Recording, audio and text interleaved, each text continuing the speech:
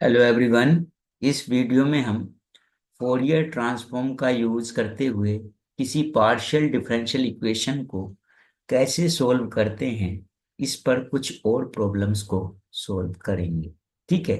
तो last video में हमने फोरियर ट्रांसफॉर्म का यूज करते हुए पार्शियल डिफरेंशियल इक्वेशंस को सोल्व किया था और उसमें टू प्रॉब्लम्स भी सोल्व की थी। तो क्वेश्चन नंबर 2 तक हमने लास्ट वीडियो में सोल्व किया था। अब क्वेश्चन नंबर 3 और क्वेश्चन नंबर 4 को हम सोल्व करेंगे। ठीक है। तो चलिए चलते हैं क्वेश्चन नंबर 3 पर। तो देखिए क्वेश्चन नंबर 3 में हमें एक पार्शियल डिफरेंशियल इक्वेशन गिवन है, जो कि क्या है,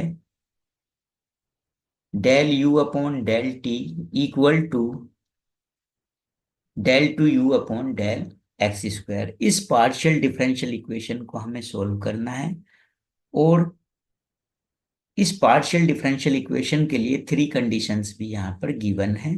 ठीक है। तो उनको ध्यान में रखते हुए इस पार्शियल डिफरेंशियल इक्वेशन को हमें सोल्व करना है, किसका यूज करते हुए, फोरियर ट्रांसफॉर्म का यूज करते हुए। तो देखिए चलते हैं सॉल्यूशन पर। तो सबसे पहले तो जो डिफरेंशियल इक्वेशन हमें सोल्व करनी है उसको लिख लेते हैं हम। तो द गिवन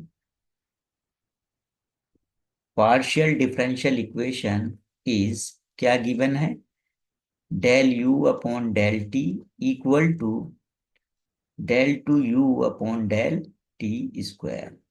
ये इक्वेशन 1 बोल सकते हैं हम इसको। अब हमें यहाँ पर आइडेंटिफाई करना है कि हमें कौन सा फोरियर ट्रांसफॉर्म यूज करना है। फोरियर साइन ट्रांसफॉर्म यूज करना है, फोरियर कोसाइन ट्रांसफॉर्म यूज करना है, या फिर डायरेक्ट फोरियर ट्रांसफॉर्म यूज करना है डिफरेंशियल इक्वेशन को सोल्व करने के लिए। तो देखिए वो कैसे पता चलता है, हम देखते हैं at x equal to zero पर। अगर x इक्वल टू जीरो पर u की वैल्यू गिवन है तो साइन ट्रांसफॉर्म लगेगा, और अगर x इक्वल टू जीरो पर del u upon del x की वैल्यू गिवन है तो कोसाइन ट्रांसफॉर्म यूज करेंगे। अगर दोनों ही नहीं गिवन है तो फिर फोरियर ट्रांसफॉर्म। तो देखिए कंडीशंस को देखिए, तो फर्स्ट कंडीशन को ही अगर हम देखें तो यहाँ पर x इक्वल टू जीरो है, तो u की वैल्यू दे रखी है, u कितना है, जीरो। यानी जब x जीरो है तो आपको किसकी वैल्यू गिवन है, u की।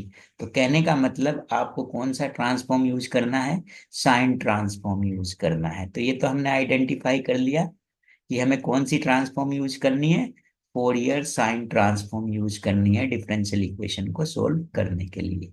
तो जो ट्रांसफॉर्म हमें यूज करनी है इक्वेशन 1 के लिए, वही ट्रांसफॉर्म हम बोथ साइड ले लेंगे। तो taking Fourier sine transform of both sides. तो इक्वेशन 1 की बोथ साइड का हम साइन ट्रांसफॉर्म लेंगे। तो साइन ट्रांसफॉर्म को हम डिनोट करते हैं एफ एस से। तो इसका लेंगे तो कितना हो जाएगा, del u upon del t लिख देंगे यहाँ पर। राइट साइड में जाएंगे, इसका भी फोरियर साइन ट्रांसफॉर्म लेंगे, तो ये हो जाएगा F s of del two u upon del x square. यहाँ पर एक्स स्क्वायर है ये क्वेश्चन में। ठीक है। ठीक है भाई। अब देखिए किसी फंक्शन का फोरियर साइन ट्रांसफॉर्म कैसे लेते हैं। तो यहाँ पर आप फोरियर साइन ट्रांसफॉर्म ले रहे हैं, इसका कैसे लेते हैं, जीरो से इनफाइनाइट इंटीग्रल करते हैं उस फंक्शन का, और किसके साथ में, मल्टीप्लाई करते हुए साइन एस एक्स के साथ में, क्योंकि साइन ट्रांसफॉर्म ले रहे हैं। ठीक है। अब इस साइड जब फोरियर ट्रांसफॉर्म करेंगे, फोरियर साइन ट्रांसफॉर्म हम करेंगे, तो इसका डायरेक्ट फॉर्मूला मैंने बताया था आपको, वो क्या होता है, s into u at x equal to zero minus s square u s bar. U s bar का मतलब क्या है, कि साइन ट्रांसफॉर्म है किसका, यू का साइन ट्रांसफॉर्म को हम लिख देते हैं यू एस बार से। ठीक है। चलिए अब इस इक्वेशन में हमें वैल्यू पुट करनी है u की, किस पॉइंट पर, x इक्वल टू जीरो पर। तो फर्स्ट कंडीशन में ही ये दे रखा है कि जब x जीरो है तो u की वैल्यू कितनी है, जीरो। तो यानी x इक्वल टू जीरो पर u की वैल्यू कितनी है, जीरो। तो यहाँ पर हम जीरो पुट करेंगे, और ये डेल अपॉन डेल टी को बाहर लेंगे तो ये d बन जाएगा, d अपॉन dt हो जाएगा, सिंगल वेरिएबल में आएगा। और इनटू इंटीग्रल में क्या मिलेगा, u sine s x d x. अब इसकी वैल्यू हमने यहाँ 0 पुट कर दी, तो s into 0 minus s square u s bar. ठीक है। अब देखिए d अपॉन डी टी, इसको आप लिख सकते हैं, ये किसका साइन ट्रांसफॉर्म है, u का साइन ट्रांसफॉर्म है, तो इसको लिख सकते हैं आप यू एस बार, क्योंकि u का साइन ट्रांसफॉर्म को हम डिनोट कर रहे हैं यू एस बार से, इक्वल टू ये s इंटू 0 0 हो जाएगा, minus s square u s bar आ जाएगा। क्लियर। अब यू एस बार की जो टर्म है उनको एक साथ कर लेंगे, तो इसको भी राइट से लेफ्ट में शिफ्ट कर देंगे। देखिए क्या हो जाएगा, d u s bar upon d t plus हो जाएगा ये, माइनस से उधर जाकर s square u s bar equal to 0, यही तो हो जाएगा। देखिए माइनस से इस साइड गया तो प्लस हो जाएगा। अब अगर हम d अपॉन डी टी, ये जो है हमारा d अपॉन डी टी, इसको कैपिटल D बोले, तो डिफरेंशियल इक्वेशन किस तरह से लिखी जाएगी, d plus s square u s bar equal to 0। ठीक है। तो इसको हम बोल सकते हैं इक्वेशन नंबर 2, क्योंकि इक्वेशन 1 हमारी ऑलरेडी बन चुकी थी। ठीक है। अब ये जो है, ये एक ऑर्डिनरी डिफरेंशियल इक्वेशन है, तो इसे सोल्व करेंगे हम सी एफ और पी आई से। तो सबसे पहले हम इसकी फाइंड करेंगे ऑक्सिलरी इक्वेशन।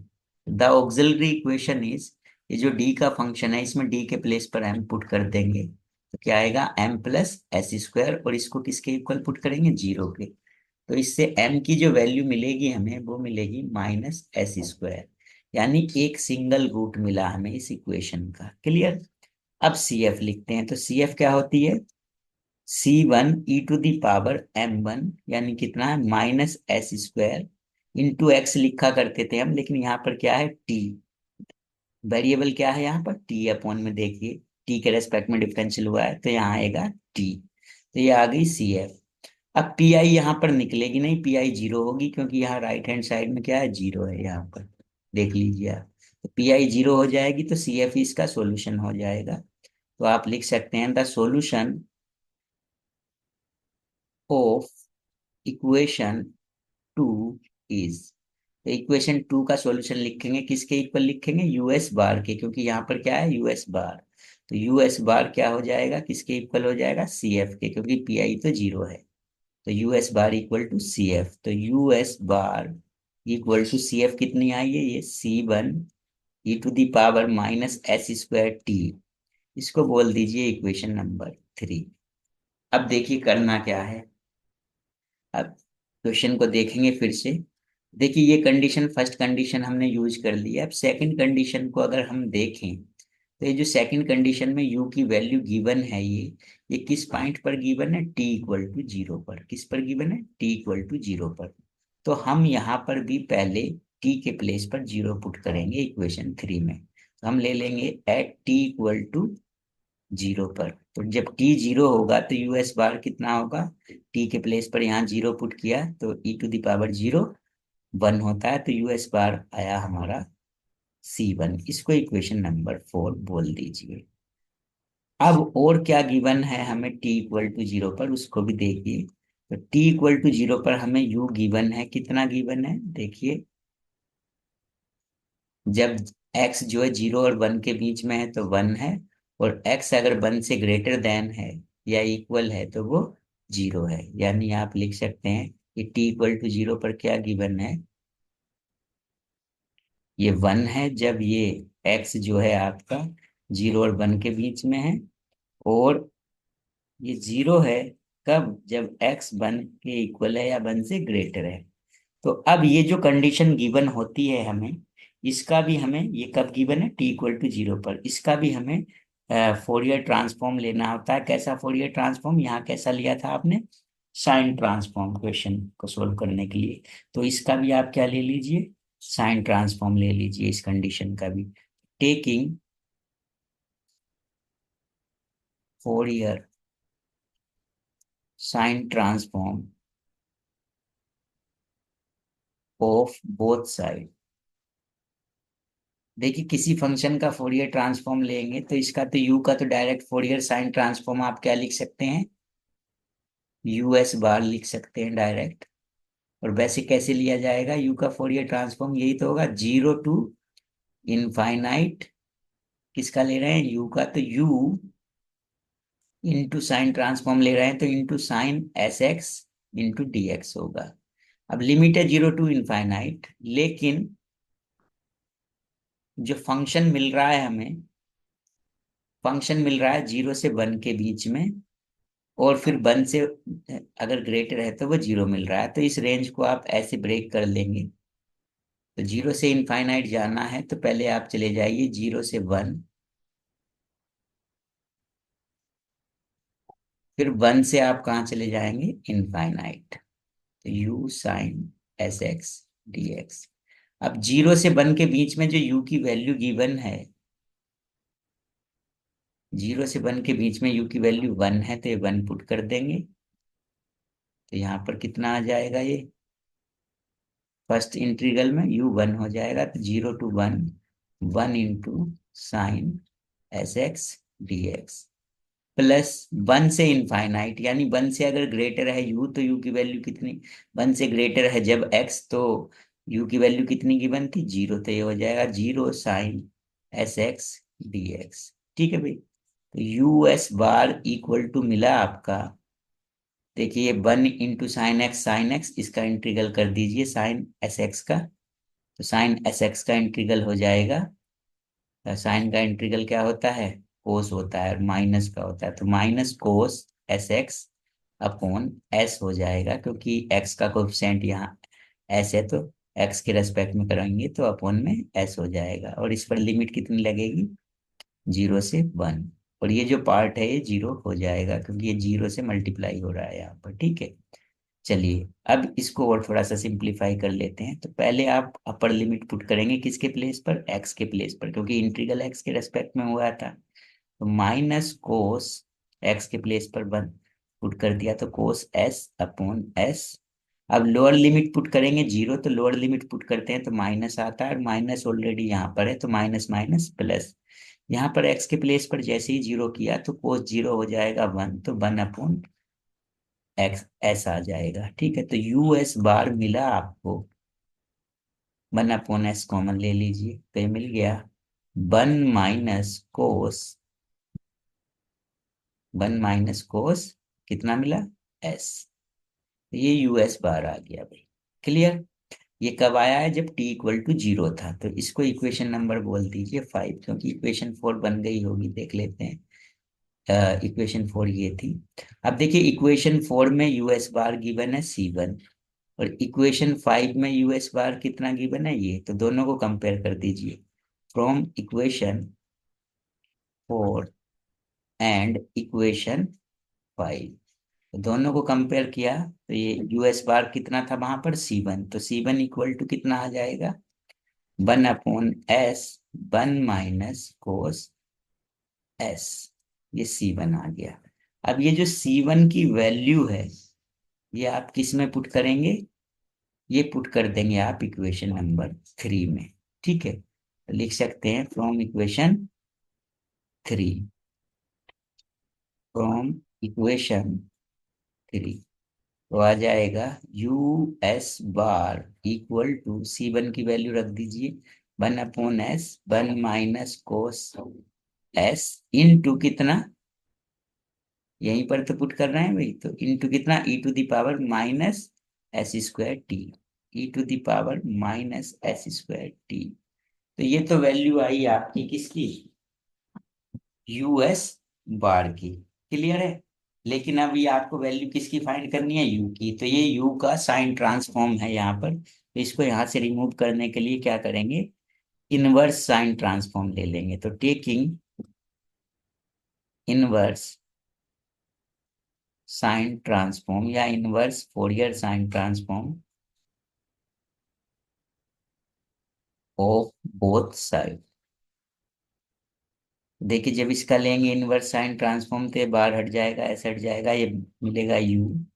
और इस फंक्शन का अगर साइन ट्रांसफॉर्म लेना है किसी भी फंक्शन का तो कैसे लेते हैं 2/पाई, जिस फंक्शन जीरो से इनफाइनाइट इंटीग्रल, जिस फंक्शन का लेना है उसको लिखेंगे 1 - cos s upon s into e⁻⁻s² into क्या ले रहे हैं, sine inverse Fourier sine transform, तो साइन एस एक्स इंटू क्या आएगा, डी एस आएगा, क्योंकि इनवर्स साइन ट्रांसफॉर्म ले रहे हैं।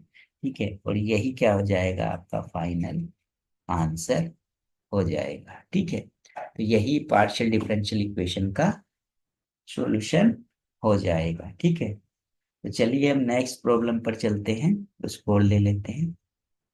देखिए नेक्स्ट है हमारा क्वेश्चन नंबर 4।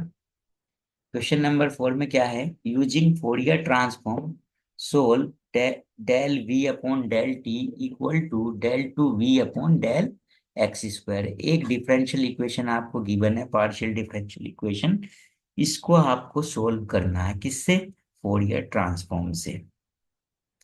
तो देखिए सोल्व करते हैं। तो सबसे पहले तो जो डिफरेंशियल इक्वेशन सोल्व करनी है उसको लिख लीजिए, the given partial differential equation, the given partial differential equation is क्या है, del v upon del t equal to del two v upon del x square. इसको इक्वेशन 1 बोल दीजिए।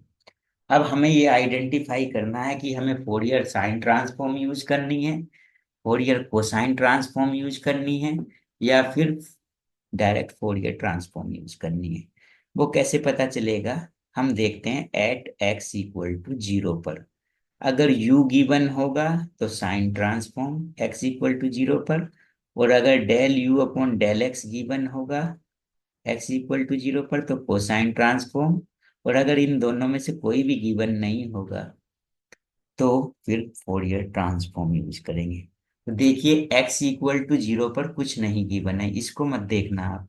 यहाँ पर कभी आप सोचें यहाँ तो 0 दे रखा है तो x इक्वल टू 0 है, ये x 0 नहीं है, बल्कि ये किसका प्लेस है, v किसका फंक्शन है, x और t का। यहाँ से पता चल रहा है किस किस रेस्पेक्ट में डिफरेंशियल हुआ है, x और t के। तो यहाँ पर t के प्लेस पर 0 है, तो ये तो वैल्यू t इक्वल टू 0 पर है भाई। अच्छा यहाँ v नहीं है, u नहीं है, v है, तो यहाँ पर v को देखेंगे हम। ठीक है भाई, तो देखिए v की जो वैल्यू गिवन है वो t इक्वल टू 0 पर तो गिवन है, लेकिन x इक्वल टू 0 पर ना तो v गिवन है और ना ही del v upon del x given है। तो कहने का मतलब ना तो साइन ट्रांसफॉर्म यूज होगा ना कोसाइन ट्रांसफॉर्म यूज होगा, बल्कि क्या यूज करेंगे हम, फोरियर ट्रांसफॉर्म यूज करेंगे डायरेक्ट। ठीक है, तो चलिए क्या यूज करेंगे, फोरियर ट्रांसफॉर्म। तो जो ट्रांसफॉर्म हमें यूज करनी है उसको हम ले लेते हैं, तो लिख लेते हैं, टेकिंग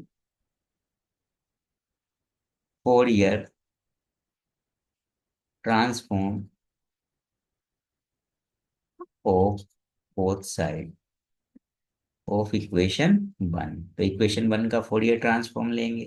तो अब फोरियर ट्रांसफॉर्म ले रहे हैं तो डायरेक्ट हम यहाँ पर एफ लिखेंगे, किसका ले रहे हैं, लेफ्ट साइड में क्या है, del v upon del t equal to, right side में लेंगे तो एफ लिखेंगे यहाँ पर del two v upon del x two. तो देखिए इसका फोरियर ट्रांसफॉर्म ले रहे हैं हम, तो किसी फंक्शन का फोरियर ट्रांसफॉर्म लेते हैं तो कैसे लिखते हैं, माइनस इनफाइनाइट टू इनफाइनाइट, जिस फंक्शन का फोरियर ट्रांसफॉर्म ले रहे हैं उसको लिख लीजिए del v upon del t into क्या आएगा, फोरियर साइन ट्रांसफॉर्म ले रहे हैं तो फोरियर ट्रांसफॉर्म ले रहे हैं डायरेक्ट हम, साइन नहीं ले रहे ना कोसाइन, तो क्या आएगा यहाँ पर कर्नल आएगा e⁻⁻x और ये dx।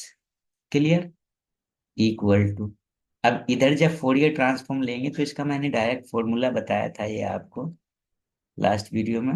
वो क्या था, फोरियर ट्रांसफॉर्म ऑफ यू की फॉर्म में बताया था, del two u upon del x two, वो बताया था मैंने आपको -s² यू बार। ठीक, यही तो बताया था, लेकिन अब यहाँ पर यू ना देकर क्वेश्चन में क्या दे दिया है, वी दे दिया है। ठीक है, तो हम यू के प्लेस पर क्या कर लेंगे, वी कर लेंगे। ठीक है, तो ये हो जाएगा -s² बी बार, और बी बार क्या है, बी का फोरियर साइन, बी का फोरियर ट्रांसफॉर्म है। कैसा ट्रांसफॉर्म है, फोरियर ट्रांसफॉर्म है बी का। ठीक है, चलिए अब इस साइड से हम क्या करेंगे, डेल अपॉन डेल टी बाहर आएगा तो डी बन जाएगा, सिंगल वेरिएबल में लेंगे हम।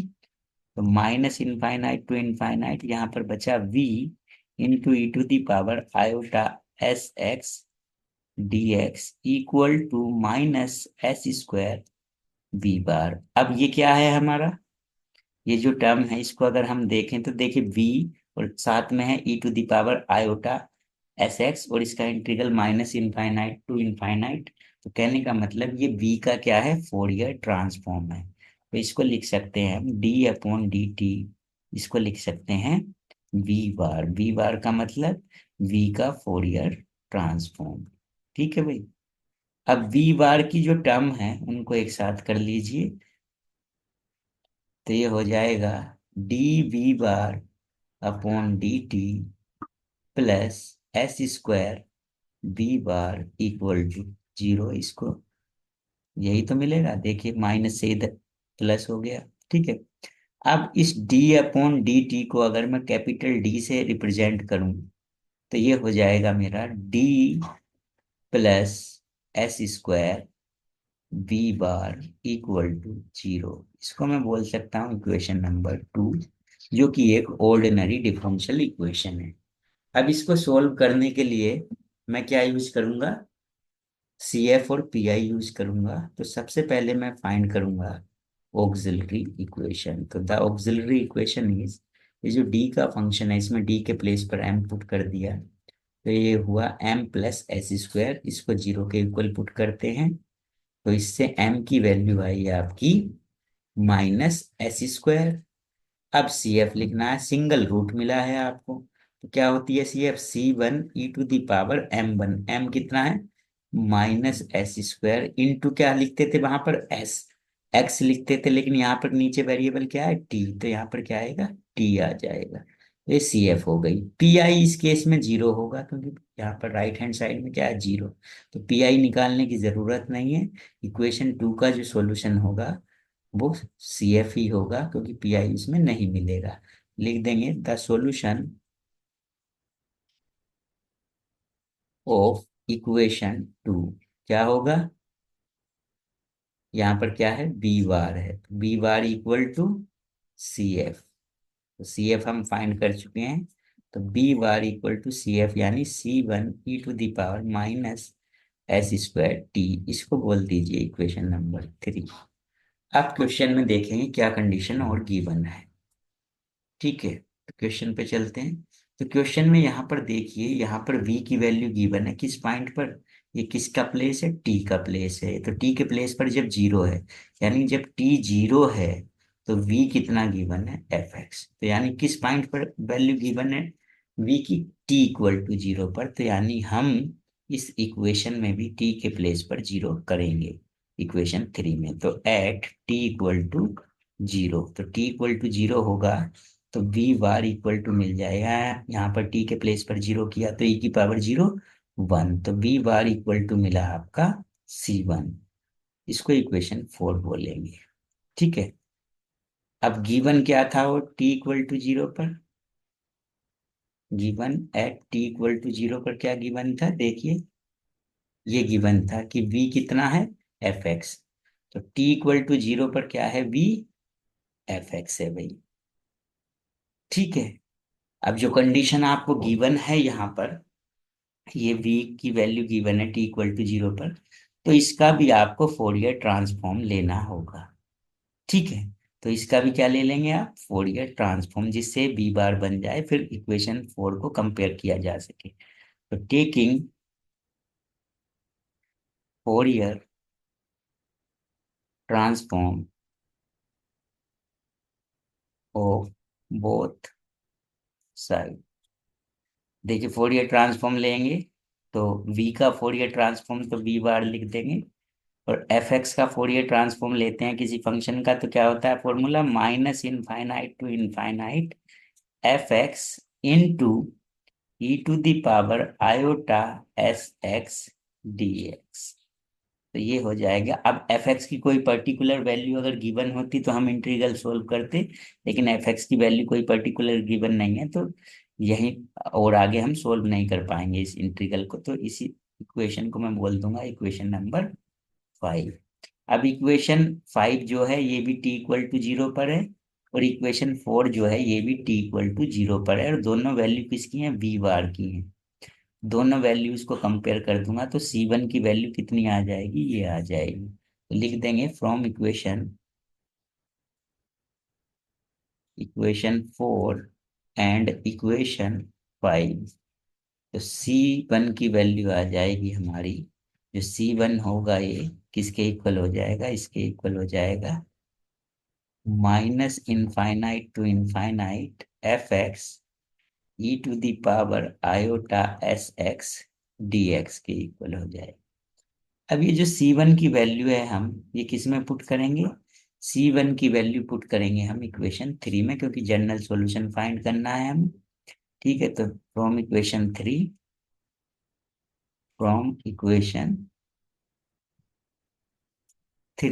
तो इक्वेशन 3 क्या है पहले लिख लेता हूँ, v bar equal to given है C1, यहाँ पर देख लेता हूँ C1 e to the power minus s square t, e to the power minus s square T.